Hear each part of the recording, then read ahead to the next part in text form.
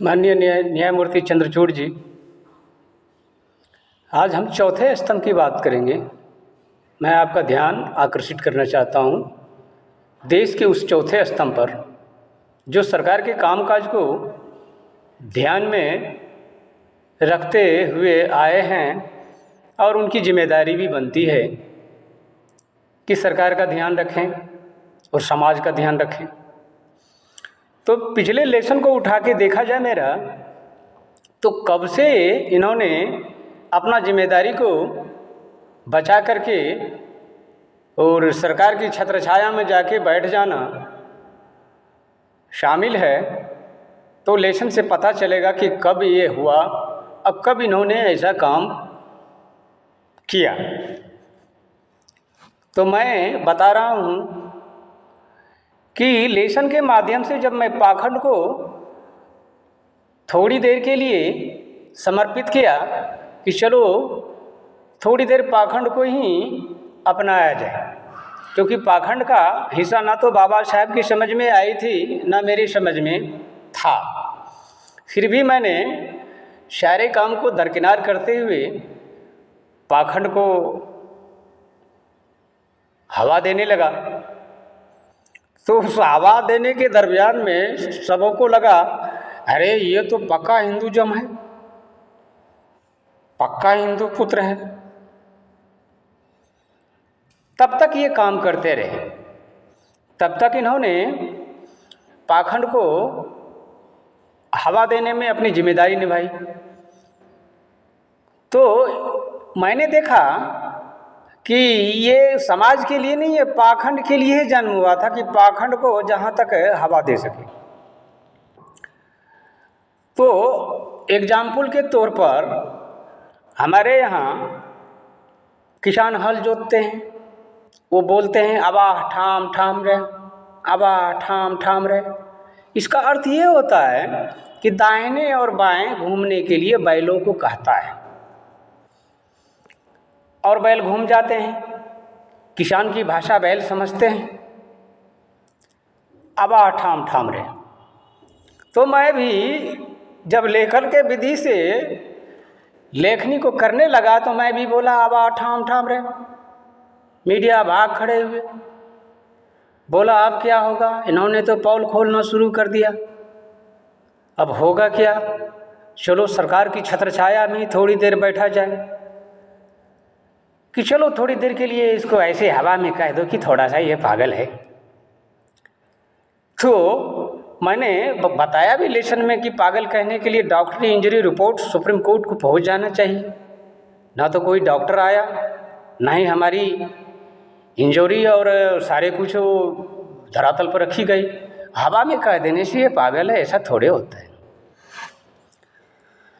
Media की स्थिति वहाँ से गड़बड़ा जाती है, क्योंकि मैं पाखंड का बक्सा को खोल रहा हूँ। इस पाखंड में कुछ नहीं बढ़ा है, कुछ रखा ही नहीं। ये जनता को गुमराह करने का एक रास्ता है और आने वाली पीढ़ी को भी गुमराह करने का एक रास्ता है। तो मैं ये कहा, मैं आपसे एक प्रस्ताव देना चाहता हूँ न्यायालय को कि इस संबंध में PW रोड, इंटरनेशनल रोड, जितने भी रोड हैं, पिछले जज के पीठों ने इसे पाखंड को भी नज़र देख करके मंदिरों को ना तोड़ने की सलाह दी। तो किसी भी धर्म को अपना अपना व्यवस्था को बढ़ाए रखने में मदद मिलेगी, लेकिन अपने द्वारा किसी सरकारी ज़मीन में नहीं, किसी रोड में नहीं, वो अपने निजी ज़मीन में खरीद करके मंदिर, मस्जिद या किसी तरह का धर्मावली नियमों को भजने के लिए वो स्थापित कर सकते हैं। अब कई रोड में मैंने देखा कि मंदिर बना हुआ है, उनको PW ने छोड़ दिया। क्यों भाई, क्यों? ये ऐसे बहुत सारे मंदिर बना करके रोड को इंगेज किया हुआ है। तो न्यायालय से भी आग्रह है कि इसे पूर्ण तरह से उस ज़मीन को वाँच करके वहाँ एक चौकी खोला जाए, सरकारी संबंधित कार्यालय वहाँ हो, या और कोई व्यवस्था है वो हो। इनसे क्या होगा कि वहाँ हम घंटा टांग दिए और मंदिर बना दिए और घंटा हिलाते रहें, उसमें क्या आएगा, क्या होगा इससे?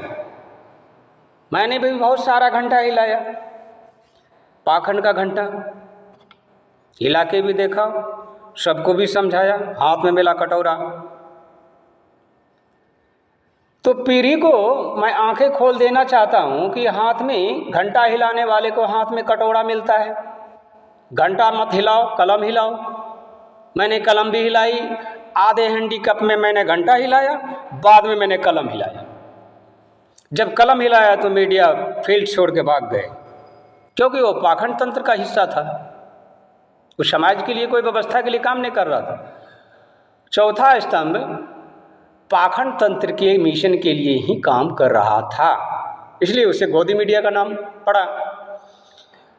तो इस मीडिया का नाम बदल देने के लिए मैंने भी कुछ दिन पहले एक मैसेज छोड़ा था कि ज़्यादा बदनाम हो जाने के कारण इसका नाम बदल करके निगरानी समिति रखा जाए, कि समाज के हर वर्ग का और हर संस्थाओं का और सरकार की निगरानी में ये काम करेंगे, इनकी व्यवस्थाओं को बढ़ाई जाए नाम बदल के, क्योंकि ये ज़्यादा बदनाम हो चुके हैं। अभी देश के अंदर में सोशल मीडिया है, ये धरातल पर समाज के लिए नाम ही है सोशल मीडिया, धरातल के लिए काम कर रहे हैं, अच्छा काम कर रहे हैं। समाज के इर्द गिर्द व्यवस्थाओं को जो कमियां हैं उसको आगे ले आ रहे हैं, उनका काम है। बहुत सारे पत्रकार भी काम कर रहे हैं, अच्छी बात है, काम करे, लेकिन ऐसा काम न करे कि किसी की गोद में जाके बैठ जाए, बचाइए बचाइए। बचा देने से या किसी के बचा लेने से कोई बचता नहीं है, बल्कि स्वयं की जिम्मेदारी उठाने से ही वो आदमी बचेगा और उसका संस्था बचेगा, उसका सम्मान बचेगा। मैंने कई बार इस मिशन में वार्निंग भी दिया, लेसन को उठा के देखा जा सकता है। मैंने कहा कि जिसकी जो जिम्मेदारी है उसको उभरना चाहिए। कई बार मैंने शक्ति से पेश आया, लेसन से देखा जा सकता है। तो उन शक्तियों में एक परख है, जो परख मीडिया को समझ में नहीं आया। थोड़ी देर बोला, अरे इन्होंने कह दिया है कि मैं लेसन को बंद कर दूंगा, चलो इसको हवा दिया जाए। वो तो कह ही दिया है कि लेसन को बंद कर दूंगा, थोड़ा हवा दे दो इसको। शायद उन्हें मालूम नहीं कि मेरे नाम के आगे अम्बेडकर लगा हुआ है। तो समझ में आना चाहिए कि वो चुप बैठेंगे नहीं और आंख बंद करेंगे नहीं। तो मैं अपने आचरणों से लेसन के द्वारा में कभी सोया ही नहीं रास्ते में, इन 33 साल में ऐसा लेसन से देखा जा सकता है। और सोऊंगा क्यों कि इतने करोड़ों पीढ़ी की जिम्मेदारी नाम लगा लेने से, अम्बेडकर आगे नाम लगा लेने से जिम्मेदारी बनती नहीं है, बल्कि सारे कार्य को सिद्ध करने से ही वो नाम कायम रहेंगे। इसीलिए मैंने अपने लीगल प्रोसेसिंग को लेखनी के माध्यम से बदला और बदलता ही चला गया।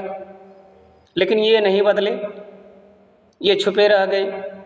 तो मैं कहता हूँ कि ये छुपने से काम नहीं चलेगा, समाज के बीच में जाएं, ये हुआ बनाने से काम नहीं चलेगा। समाज को क्या चाहिए, समाज की क्या व्यवस्थाएं में कमी है, ये देखना आपका काम है। आप हर जगह छा जाओ एक टुकड़ी के गैंग में। जिस तरह मेरे पीछे लगे, तो मैंने कहा कि भाई मेरे पीछे लगने से कुछ नहीं मिलेगा, समाज के पीछे लगो। जो रास्ते बताए जा रहे हैं, मेरे कलम के द्वारा निकली जा रही है, उनके पीछे लगो। तो उनको रख दिए रद्दी के टोकरी में और लगा अपना दिमाग चलाने।